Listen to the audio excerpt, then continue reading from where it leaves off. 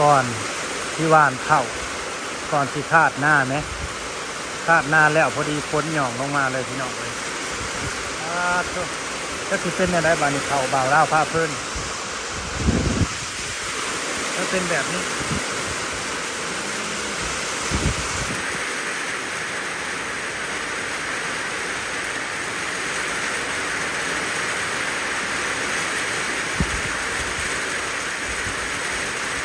ตักปันยังโลดบาดเพื่อมันที่ออกหรือว่าบาดนี่หรือมันที่เน่าหลักมานั่นนี่อะไรวะบ่าวจ่อยบ่าวเวียงกามาพี่น้องมื้อนี้สบายดีสวัสดีเด้อพี่น้อง FC ที่หักแพงเนาะน้องโอยลงมือแล้วคาดหน้าตอนนี้ก็ดีเนาะ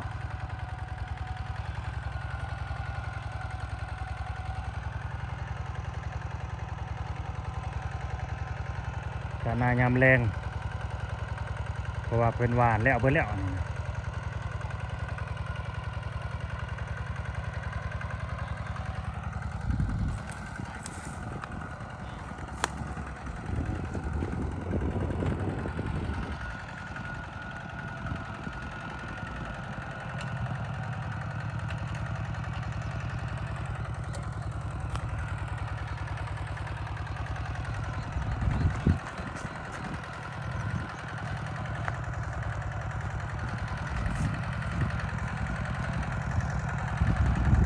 หลังจากที่ได้หับข่าวดีเนาะ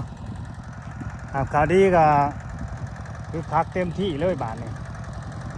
มีรางวัลมีกำลังใจเต็มเปี่ยมกำลังใจล้นเปี่ยมสบายดีเต็มที่พีเตอร์พักมาอยู่ห่มพีเตอร์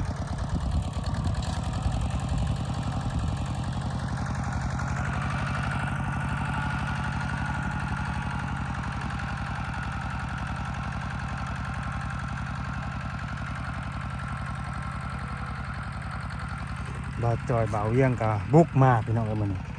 เนาะบ่าวเวียงกะมามอบเงินสมทบนั่นแหละสมทบจากแม่คิมเนาะจะได้กะบ่าวลาวเนาะที่ว่าเป็นตัวแทนในการหับเงินซื้อที่ดินน้องโอยกะ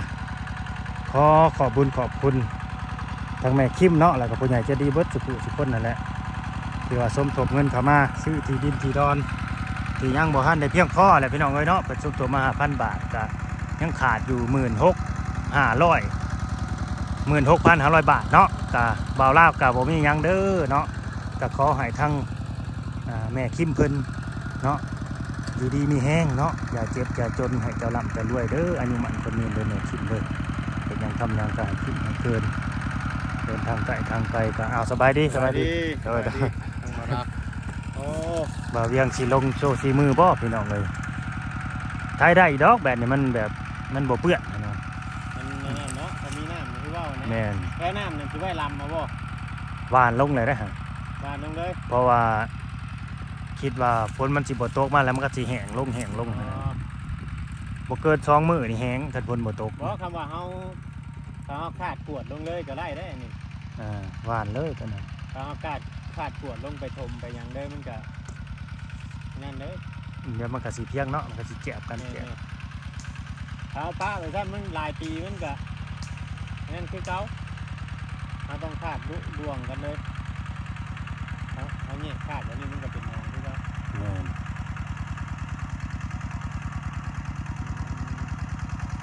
นี่ทั้งเบิด4ให้เนาะ4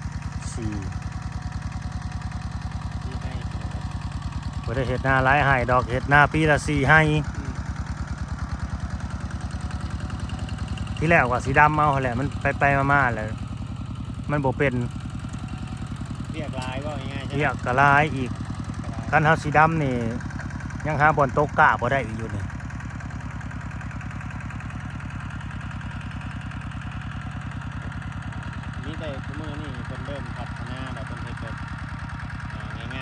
แม่น เฮ็ดนาก็ได้ เฮ็ดหน้าตามยุคตามสมัย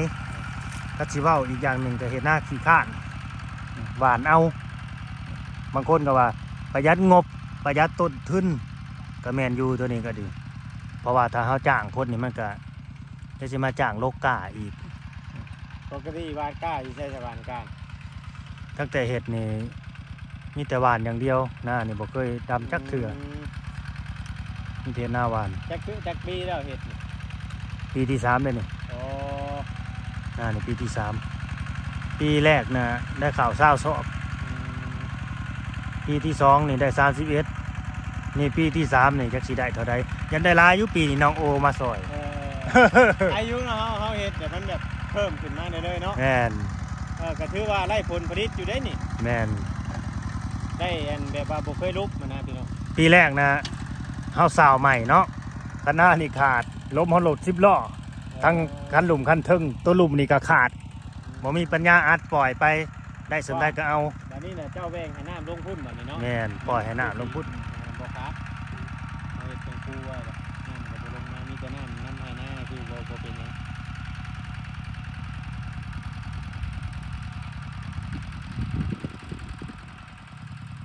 หน้านี่มันบ่แม่นชาติหน้าดินทรายเนาะเป็นหน้าเรืองเนาะ แม่น มันเกิดสิบโอเคงล็อกแบบทำเอาดำไปนะ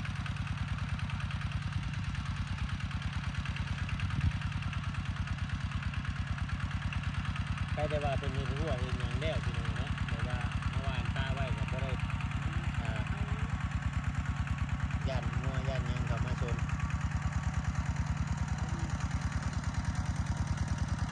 เข้ายากแล้วง่วนบ่ค่อยมีนะก็เฮ็ดหัวไว้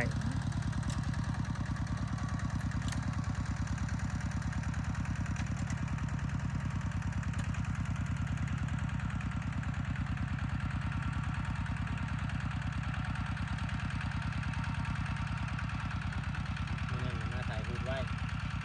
นี่เมื่อวานกระตุ้นเทิงได้ใช่ไหม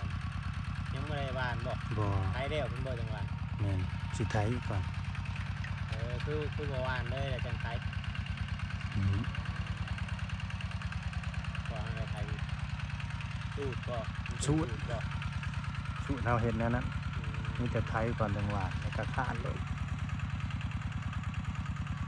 คันเฮาสิหวานเนี่ยเฮาไปไทยจังมาคาดเลยจักมันสิไปอยู่ในไสบัด บางคนสูตรบางคนน่ะเขาวานก่อนยังไทยเด้ จักมันสิไปอยู่จังไดเข้าบ้านญาติมันกระจิกระจายกันนี่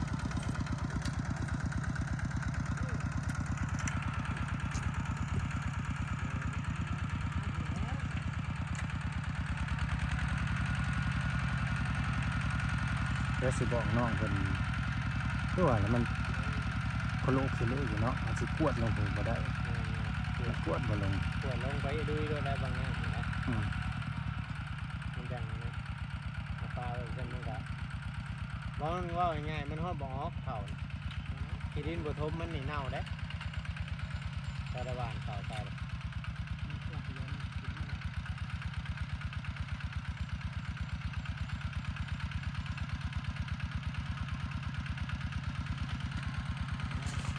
มีอยู่ได้ยังมีอยู่น้ำเย็นบ่ทันได้เบิดง่ายได้น้ำเย็นก็เลยบ่มีอ่ะครับ ถ่ายได้คลิปเดียวนึงเดือดเรื่องไหนนี่นะ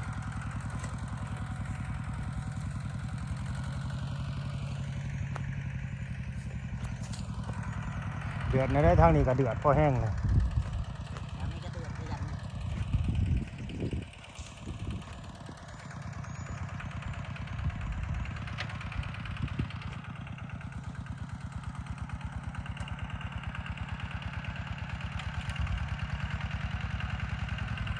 เดี๋ยวสิว่าโจกมาขุดในนี้กัน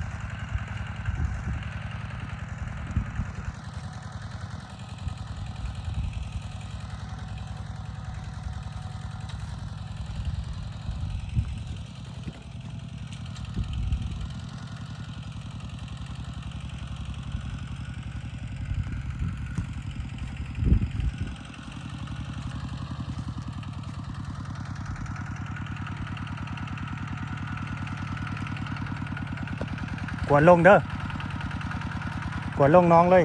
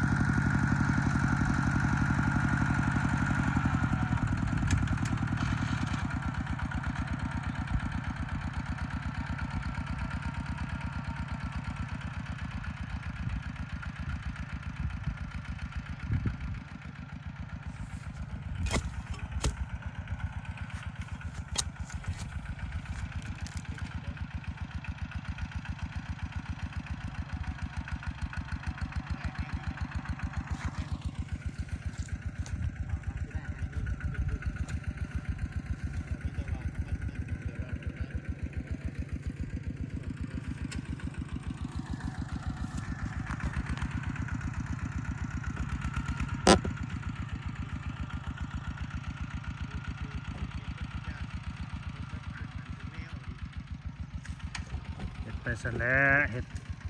ตามกำลังเฮาอืม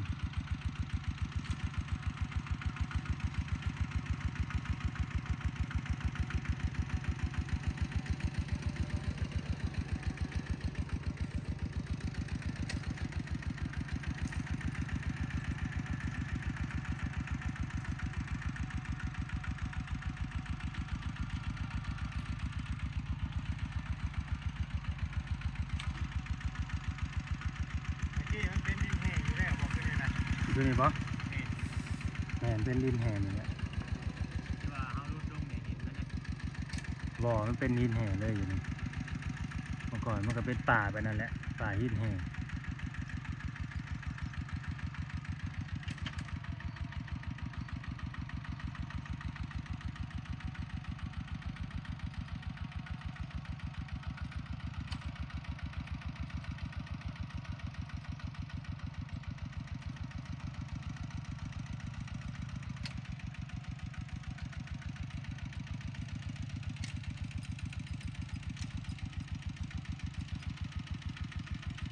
ใครจะว่าเฮาได้ไถดินมันไว้แล้วเนาะมันบ่เป็นไปได้เนาะ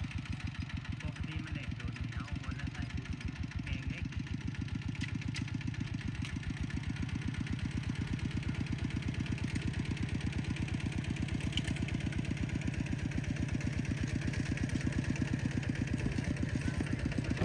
มาสิไปเลย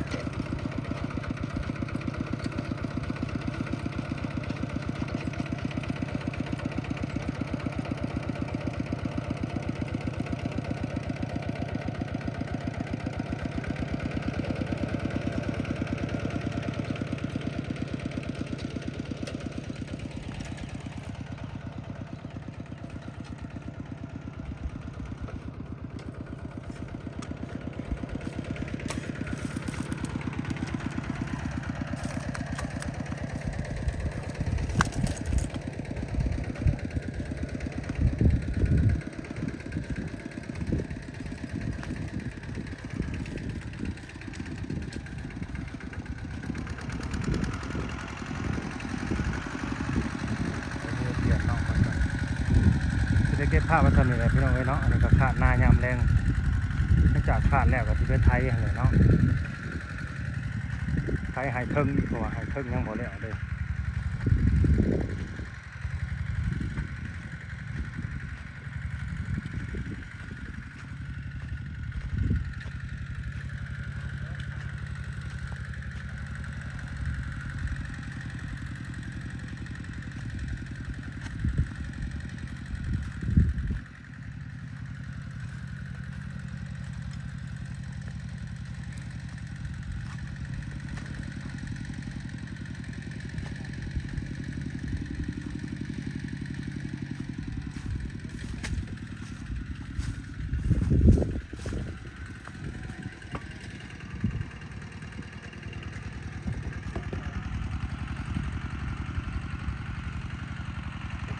ได้จบคลิปไปสำเร็จแล้วพี่น้องเว้ยขอบคุณซีเด้อที่เข้ามาเป็นมาชมฝากกดไลค์กดแชร์กดติดตามพี่น้องอยู่ดีมีแห้งหักแห้งแบ่งปันกันที่เก่าเด้อเนาะสบายดี